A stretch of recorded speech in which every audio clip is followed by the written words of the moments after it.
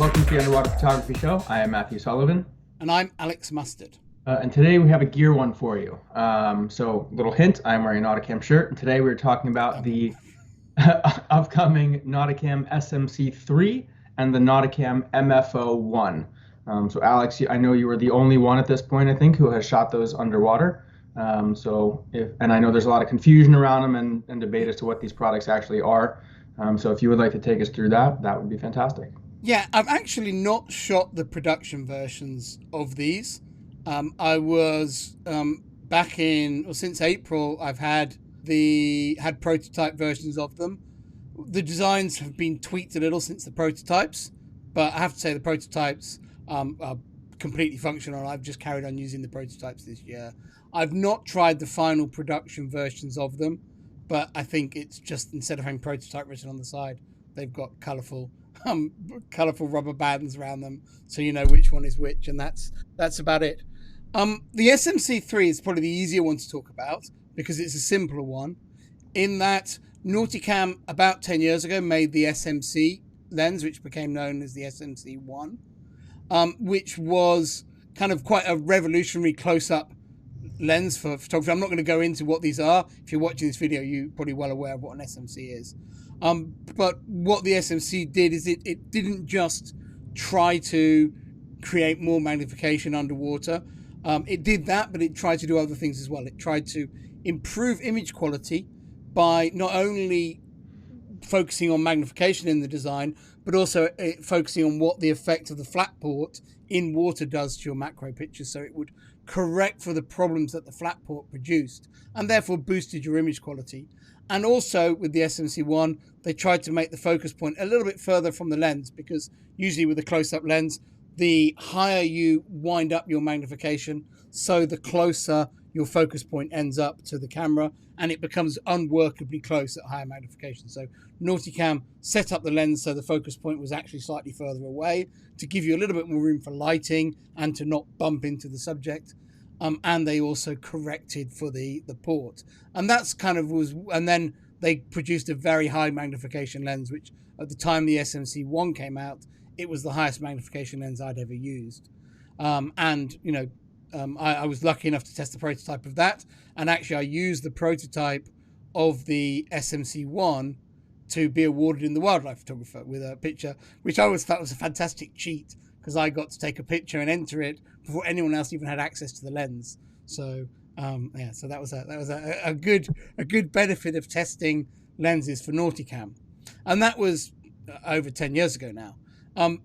10 years on, Nauticam have learnt a huge amount about underwater optics since the SMC-1. They've made an SMC-2, they've made all the other, the CMC ranges of close-up lenses, they've made all the wide-angle lenses, because the SMC-1 was the very beginning of all that process. And basically they've learnt a lot, and they look at the SMC-1 design and go, well, we can do better than that these days. Maybe not so much in performance, but we can make it lighter, which is really attractive to photographers. We can give it a little bit more working space, and we can also make it work with a wider range of lenses, because back 10 years ago, everyone just thought in terms of Nikon 105 and Canon 100. Now there's lots of people shooting Sony 90s and a host of other lenses, and so Nauticam updated the SMC-1 really into the SMC-3 and made it more compatible with lenses. And particularly for me, I was interested in one that was completely compatible with the 90mm Sony. You can use an SMC-1 on the 90mm Sony, but with more distant subjects, you get a little bit darkening in the corners, cut off in the corners. The SMC-3 gets rid of that. So I would say, so the question everyone asks is, I'm an SMC-1 owner, should I get an SMC-3? If your SMC-1 is a bit old and battered, that's a good excuse to get one. If you are a Sony shooter with a 90mm, that's a very good excuse to get one. If you're still shooting like a 105, you don't use the SMC-1 very much, you're not really into super macro, a bit like you are, Matt, you're not really into super macro, then maybe it's not a justifiable purchase. These are expensive optics. And so you might want to hang out on the market and actually look for someone wanting to offload an SMC-1 in that situation. If you are a dedicated macro shooter like me, you definitely want to be, working with the best stuff. and this new stuff is the best stuff. I like the fact it's a bit lighter. It's good for travel, but it's also less of a nose-heavy housing when you're shooting super macro. So those things appeal to me a lot about the SMC-3. And I have to say, as soon as I got the SMC-3 prototype, which is actually just mine, is called Prototype 3 lens, I have not traveled with the SMC-1. So it just for me was it's a very slightly different magnification, but for me it was just a like for like change, and I liked it, so I changed. But I fully understand, that for many people the finances of it really aren't worth it, because you are just getting an updated version, and you may not be ready for that upgrade. Yeah, so what I was about to say is like you said, I'm not especially a super macro shooter. I generally prefer larger subjects. So if you're in my camp, I've already seen a ton of SMC-1s starting to pop up on like used forums and things like that for, half the retail price. So if anybody's out there looking for an SMC-1 or an SMC and they don't shoot super macro a lot, an SMC-1, the original SMC-1 might be the way to go, and it's still a spectacular close-up lens. Just maybe not quite as good as the 3, but for half the price at this point. Yeah, I think on a 105 or 100 mil, I don't think I'd see any difference between the two. Yeah, there's that too. Yeah, depending. For me it was the compatibility with a 90 that is one of the main reasons, and being a bit lighter. I mean, you know me, any chance to have slightly lighter baggage or slightly more space to put something else in is always an appeal. Yeah. The lens that has definitely created, I think, the most questions though, is the lens that Nauticam have called the MFO-1. This is the one that appeals to me. So I already have a pre-order in for this. Okay, and the MFO, according to Nauticam, I'm going to read it because I'll get it wrong otherwise. It's called the Mid-Range Focus Optimizer.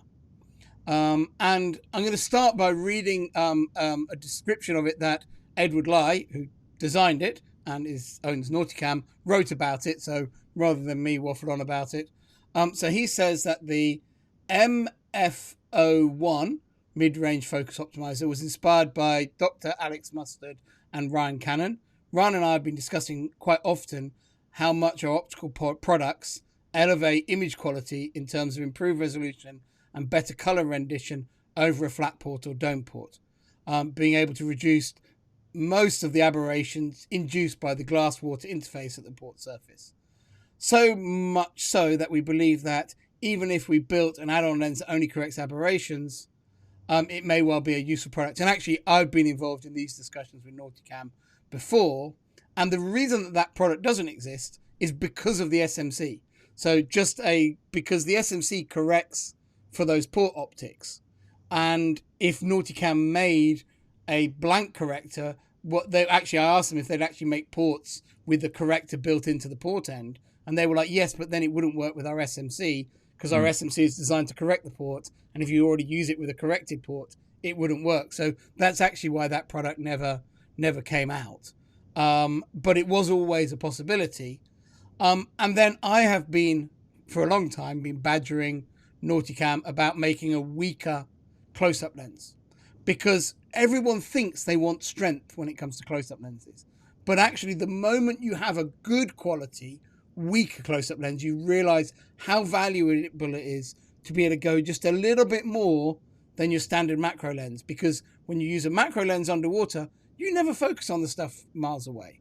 And in fact, that's why macro lenses hunt, because they go to try and focus on stuff that basically doesn't exist underwater, because you can't see to infinity underwater.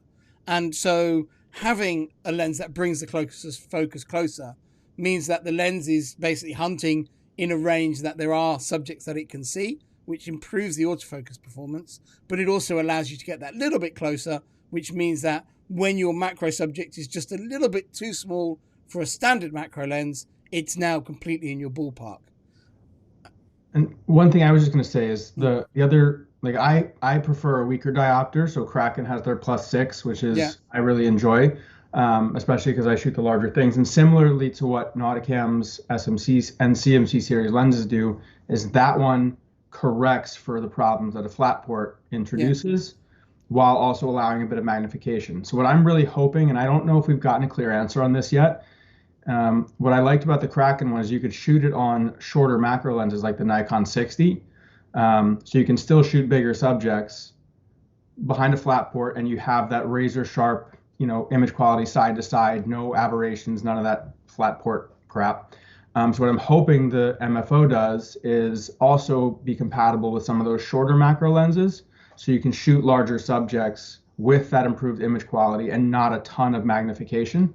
And I don't know if that's been addressed yet. I haven't seen anything about it, but that would be a really cool feature, or feature is the wrong word, but that'd be a really cool feature of this lens for me.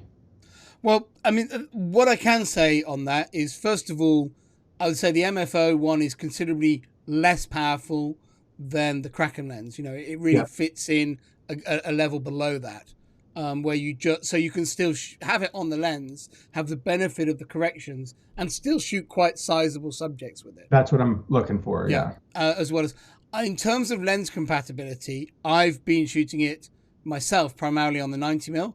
I've been lending it around regularly to everyone on my workshops, and everyone who tries it is just like, I'm buying one. It's everyone, as soon as you try it, you go, oh my God, it's so useful. I'm getting one. And certainly on any sort of crittery diving trip, it is just an absolute go-to. In terms of whether it works on the 60mm, I don't know. And I think Nauticam have said they're actually in the process now of doing their tests on all the different lenses. Yeah. But it was certainly designed around that more classic 90mm, 100mm, 105mm on full frame. I'm going to carry on reading Edward's post about it. He said, I kept the idea in mind for some time. Somehow my instincts tell me something is lacking as a standalone lens. This is about just having a straight port correction. It wasn't until the end of 2023 when Alex suggested lower power macro lens that I thought I got the answer, and decided to build some prototypes to find out how good they will work, combining the ideas together. In April, May this year, both Alex and I were diving on the first two prototypes, and we came with these observations. And I actually remember I got an email from Edward. I'd tested them first because my trip came up first, and I'd written them a long email about my findings of them. And I then got this email back from Edward when he was in the Philippines, because he suddenly understood how valuable this lens was. And it was because it was kind of, a lot of people have this misconception that, power, the only reason you want these close-up lenses is power. And actually, when you start using a weaker one, you suddenly realize how valuable that is and how it suits such a huge range of subjects. And so I got this very exciting email from Edward. And he was particularly excited by not only the usability of the range, but how he felt it really reduced his focus hunting issues with his camera. And also, he really saw the image quality boosts of flat port shooting, which things I wasn't quite so focused on. But he says, we came with these observations. Image quality is far better than shooting through a flat port. No noticeable focus hunting, as the MSO converts the focus range to be the usable focus range underwater. And that's not something I really noticed myself, but I think that's because I'm probably a little bit more precise with my focusing, in that I kind of, I shoot so much, I know what to expect. And so I didn't really get that shock. But him having said it, I now notice it. Yeah. It slightly increases the magnification of the lenses as well. But it does make quite a big difference. He says, also, the first two prototypes had a bit more magnification. And he says, both Alex and I were very amazed how versatile these lenses were. But a larger focus range would be more useful. So they've just been tweaked a little bit, but I'm not going to read all that because that's more relating to our prototypes. And he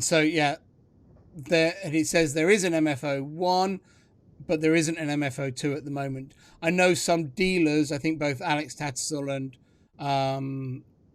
and Pietro Cremone from Italy, they've both had an MFO-2 in the field, which is one of the prototypes we had originally, but I don't think that's going to go into production because the two lenses are very similar. It was just which of these two ranges is better. Yeah. And I think they wanted some more. So right now our engineers are busy measuring data with different camera lenses, and we will upload these data very soon. The MFO will be shipping at the end of November. Alex Tattersall, our UK dealer, and I, our Thai dealer, It's I can't pronounce his surname actually. He's not written there, so I'm not going to do it from memory. Have some very nice pictures from the MFO-1 batch lenses on Facebook, and I believe a few more dealers will be trying them soon. I'm very thankful to Dr. Alex Mustard for suggesting this, and blah blah blah. I don't need to read about me. This opens another new window of creativity for underwater photographers.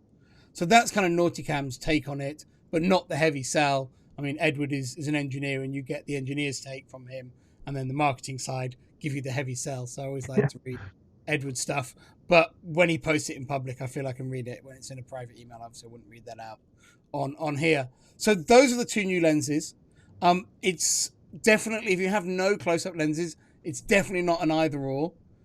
There's no doubt that when we were designing, for me, my motivation in suggesting the lens that's become the MFO was I want something to use alongside my SMC, which at the time was SMC-1, but then became SMC-3. Yeah. So it's very much, if you are a photographer who's into macro photography, you should be considering both of these. It's not an either or, although they're expensive, and you might not want to buy both at the same time, but they don't really overlap in their usability. So they're two very useful tools. And I do see a lot of people going forward with a double flip and having one on each side, because I think that's how they'll be very, very useful. And actually, that's one of the reasons I think why, of the two MFO prototypes, they've gone with the one that best complements the SMC, rather than the one that is slightly stronger, as Edward was saying in his post, because it overlaps a bit more with the SMC. Yeah. Well, I won't use a double flip. I'll just shove mine in my BC pocket, but I look forward to having the MFO for sure. And I look forward to seeing everyone's pictures from both of those lenses. Yes, and I know I've seen some people posting online going, when can I get mine? When can I get mine?